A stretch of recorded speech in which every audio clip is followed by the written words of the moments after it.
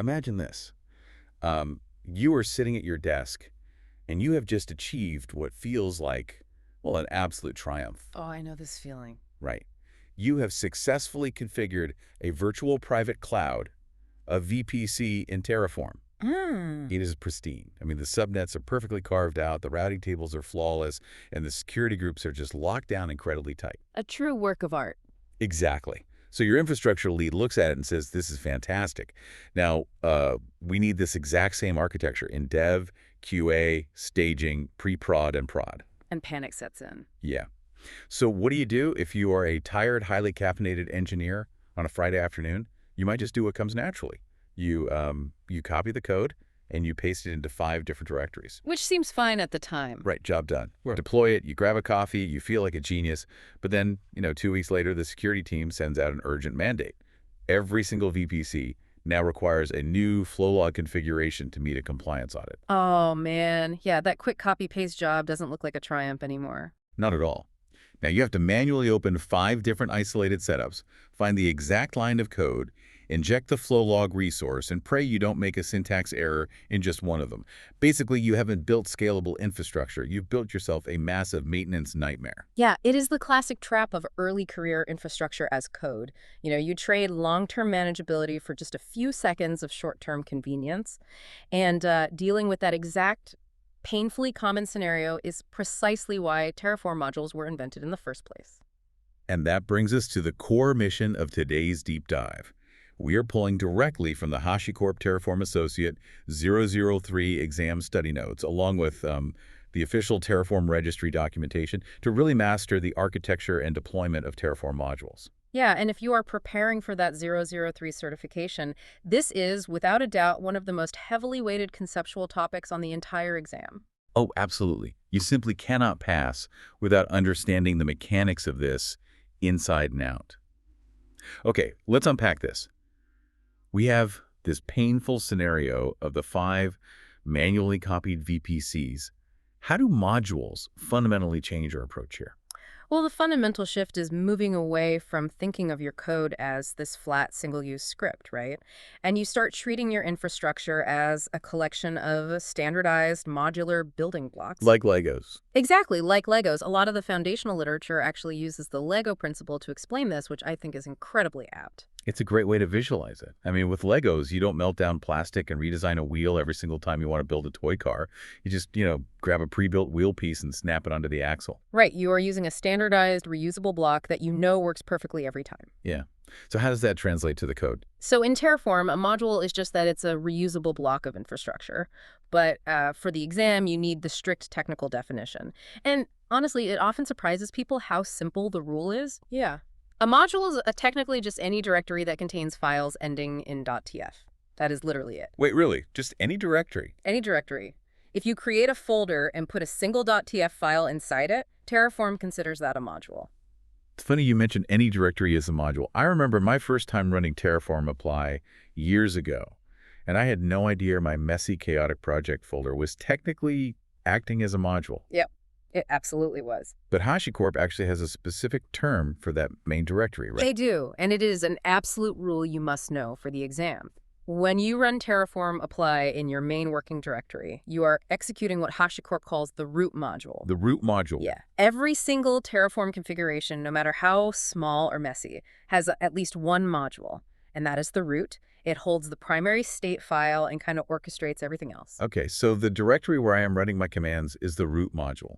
So what do we call the pre-built Lego bricks that we are snapping into our root configuration? Those are known as child modules. Child modules, got it.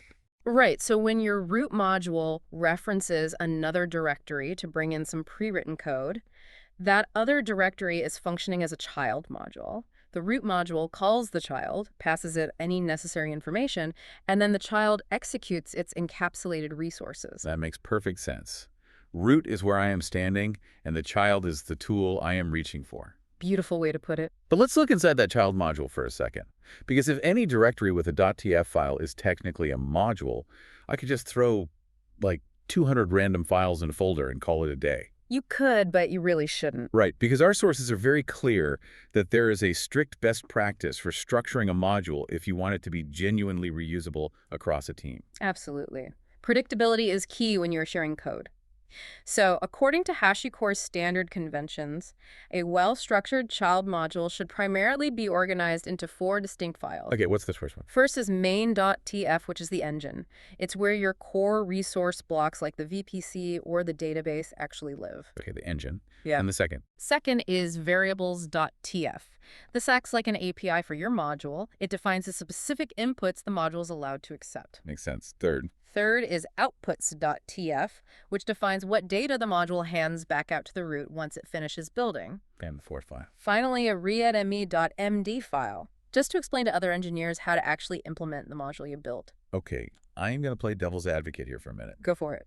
I am putting my tired engineer hat back on. Yes, the DRY principle, don't repeat yourself, is great. But if I follow this best practice, I move my VPC code into one central child module, right? Right. And then dev, QA, staging, and prod all point to it. Haven't I just created a massive blast radius? How do you mean? Well, if I make a mistake in that central main.tf file, Yeah. doesn't it instantly break my entire company's infrastructure across every single environment? If we connect this to the bigger picture, you are hitting on a very real architectural fear. But that fear is actually based on a misunderstanding of how Terraform state and execution work. Oh. Yeah. You are not executing all environments simultaneously just because they share a module. Your dev, QA, and prod environments still have their own completely separate root modules, and more importantly, their own isolated state files. Ah, I see. So the execution is still isolated, even if the blueprint is shared. Precisely. Let's conceptually refactor your messy setup from earlier, okay? Okay. You put the core VPC logic into a single child module. Then you use the variables.tf file to allow an environment name like dev or prod to be passed in. Right. Now, your dev root module just contains a tiny block of code that essentially says, hey, go read the VPC module blueprint, but build it in my dev state using the dev parameters. Got it. So if I mess up the blueprint. If you update that central module to add those compliance flow logs, dev doesn't change until you explicitly run Terraform apply inside the dev directory. Oh, wow. Okay. Yeah.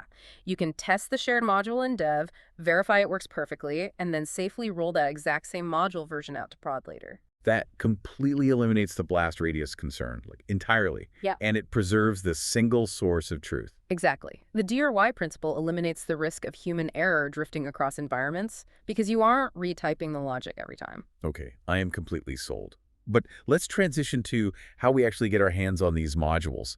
Because, I mean, if I don't want to build every single piece of infrastructure from scratch, where do I find pre-built child modules? Great question. The exam sources outline 5 specific module source types that we need to be intimately familiar with.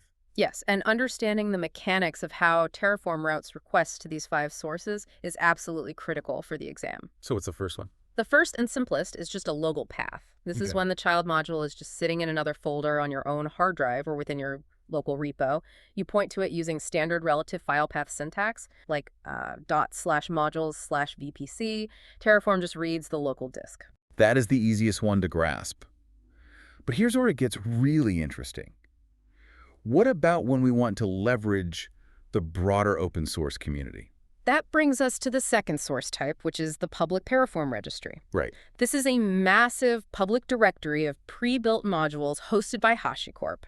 When you see a module source defined as a 3-part string, something like HashiCorp/console/Oz, Terraform automatically knows to route that request out to the public registry. Let's break that string down, actually, because the exam loves testing syntax. That 3-part string isn't just arbitrary, is it? No, not at all. It follows a very strict namespace/name/provider format. So in HashiCorp/console/Oz. HashiCorp is the namespace or the creator. Console is the name of the module itself. And Oz tells us the target provider platform it's built for. That is perfectly clear. And within that public registry, you'll often see a little blue checkmark tag that says verified, right? Yes, you will. And for the exam, you need to know what that means. A verified module means HashiCorp has explicitly confirmed the module is maintained by the official provider of that technology. So like a verified AWS module is actually backed, written, and updated by Amazon engineers. Exactly. It guarantees a really high level of quality and active maintenance. Okay, that makes total sense for a startup or an open source project. But let's introduce a realistic enterprise constraint. What if I work for, say, a heavily regulated bank? Okay. My security team is absolutely going to forbid me from having my production infrastructure reach out to the public internet to download community code. Where do my modules live then? Well, that is exactly where the next three source types come into play. First, you have private registries. These are often hosted within Terraform Cloud or Terraform Enterprise. How do those work? It works exactly like the public registry, utilizing that exact same namespace /name/provider syntax we just talked about, but it is locked down entirely behind your corporate firewall. Only authenticated users within your organization can publish or pull those modules. Okay, but what if a company doesn't use Terraform Cloud? Mm-hmm. What are the other two native source options for private code? The exam requires you to know that you can source modules directly from version control systems like GitHub or GitLab, and from cloud storage, specifically Amazon S3 buckets. Oh, nice. Yeah, you simply provide the repository URL or the S3 bucket URL in your source argument. But wait, how does Terraform actually pull from a private S3 bucket or a private Git repo? Yeah. Does Terraform have some, proprietary authentication built into it? No, and that is a crucial mechanism to understand. Terraform actually leverages the native tools already on your system. Oh, really? Yeah, if you point a module source to an S3 URL, Terraform simply makes API calls using whatever underlying AWS credentials you already have configured in your terminal environment or your EC2 instance profile. Okay, and forget. If you point to a private GitHub repository via SSH, Terraform just utilizes your local machine's SSH agent and keys to securely clone the repository. It doesn't reinvent the wheel, it just orchestrates the tools you already use. That is a brilliant design choice. Okay, so we have sourced our building blocks. We've either pointed to our local folder, downloaded them from a registry, or cloned them from Git. Yep. Now we have to actually snap them together in our code. How do these independent, isolated modules actually pass data back and forth? This brings us to the strict parent-child boundary. HashiCorp intentionally designed child modules to act as black boxes. Black boxes. Right. A child module is completely isolated, it doesn't know anything about the root module that's calling it, and the root module cannot simply peer inside the child to look at its internal resource attributes. So how do they communicate? The only way data flows in is through inputs, which are defined in variables.tf. And the only way data flows out is through outputs, defined in outputs.tf. Oh, so think back to snapping those physical Lego studs into place. The tubes underneath the brick are your inputs. They are receiving the structural data from the configuration below it. Exactly. And the little round studs on top are the outputs. They are passing the data, like IP address or an ID, up to whatever resource you snap on next. If the child module doesn't explicitly expose a stud on top via the outputs.tf file, the parent root module simply cannot connect to it. That is a perfect analogy. Yeah. What's fascinating here is how this enforces the principle of separation of concerns. How so? Let's say your root module needs to create a DNS record, right? And it needs the IP address of a load balancer that was built inside a child module. Yep. The root module doesn't need to know how many subnets the load balancer uses or what its internal routing logic is. It only needs the final IP address. So the child module does its complex work in the dark and explicitly hands back just the IP address as an output. And there is a very specific syntax required to grab that output stud, which is guaranteed to show up on the 003 exam. That's guaranteed. Let's say our child module is named web_cluster, and the output we want is named load_balancer_ip. To pull that data into our root module, the syntax is module.web_cluster.load_balancer_ip. Spot on. It is always module dot, the name you gave the module, block dot, the name of the output. Okay, but snapping modules together from external sources introduces a massive risk, right? Which leads us to what is arguably the most critical operational concept tested. Version pinning. Right. Okay. Because if we are pulling a module from the public registry or a GitHub repo, we don't control the underlying code.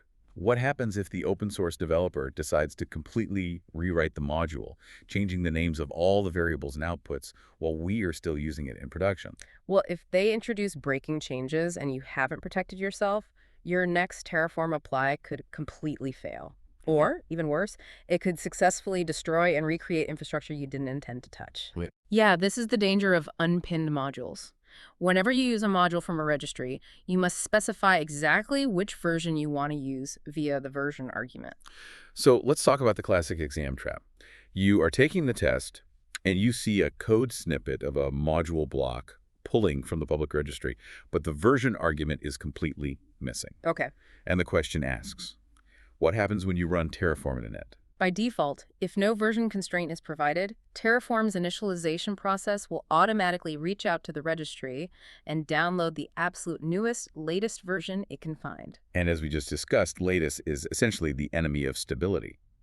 If the latest version contains a massive architectural overhaul, you've just downloaded a breaking change into your local environment without even touching your own code. Exactly. So you absolutely must pin the version. But the exam also heavily tests how you pin it. Because you could hardcode it right, just saying version equals 3.0.0. That locks it to that exact release forever. But if you do that, you permanently miss out on critical security patches or minor bug fixes that the developer releases in version 3.0.1. Right. We want the minor bug fixes, but we absolutely do not want the major breaking changes. We need a middle ground. And this requires a quick understanding of semantic versioning, or SEMVer. Yes. It's the major.minor.patch numbering system. If a version is 3.1.4, the 3 is a major breaking change, the 1 is a minor feature addition, and the 4 is a bug fix. How do we tell Terraform to give us features and fixes, but block major breaking changes? We use a specific syntax called the pessimistic constraint operator. The pessimistic constraint. Yeah. It looks like a tilde followed by a greater than sign. So tilde greater than, if you write version equals tilde greater than 3.0, you are telling Terraform, hey, you are authorized to download any new minor updates like 3.1 or 3.9 because those are backwards compatible. But under no circumstances are you allowed to cross the boundary into version 4.0 because the major number change indicates breaking structural shifts. That tilde greater than operator is brilliant because it automates your security patching while guaranteeing architectural stability. It's a lifesaver. All right, we have covered the root versus child dynamic, the DRY file structure, the 5 module sources, the strict input and output boundaries, and the critical importance of version pinning. That's a lot of ground. It is. So let's put this entirely to the test. If you are taking the 003 exam tomorrow, these are the types of questions you need to instantly recognize. I'll pitch the scenario, and we will break down the mechanics of the answer. Ready? Let's run through them. Scenario 1. You are auditing your company's Terraform codebase. You notice that the exact same 200 lines of code used to build a complex Azure virtual network are copied verbatim into the root directories for dev, staging, and production. What core infrastructure as code principle is being violated, and what is the exact structural change required to fix it? Okay, so the violation here is the DRY principle, don't repeat yourself. Right. Copying 200 lines of logic creates massive operational overhead. So the structural solution is to extract those 200 lines out of the individual environments and place them into a newly created directory with a main.tf and a variables.tf file. Okay. This new directory becomes your child module. Then you rewrite your dev, staging, and prod rip modules to simply contain a module block that points to the central directory, passing in the environment's specific variables. Perfect. Scenario 2. You add a new module block to your configuration. The source is HashiCorp/VPC/Oz. You intentionally leave out the version argument. You open your terminal and execute Terraform init. What is the mechanical outcome of this command? Well, because you use the 3-part namespace/name/provider syntax, Terraform knows to query the public Terraform registry. However, because you omitted any version constraints like that tilde greater than operator, Terraform will query the registry's API for the absolute latest version published. It will then download that code into your hidden local .terraform directory. The danger here is that you risk introducing major backwards incompatible changes into your next plan phase. Spot on. Final scenario, scenario 3. You are leveraging a verified module from a private Terraform cloud registry named database_cluster. You know from reading the module's readme.md that it produces an output explicitly named connection_string. You need to pass this exact string into an application server resource in your root module. What is the precise syntax you type to retrieve that data? You have to respect the black box boundary and trace the explicit path to the output stud. The syntax universally follows the pattern of module, followed by the declared name of the module block, followed by the declared name of the output. Yep. Therefore, the only valid syntax is module.database_cluster.connection_string. So what does this all mean for us as engineers?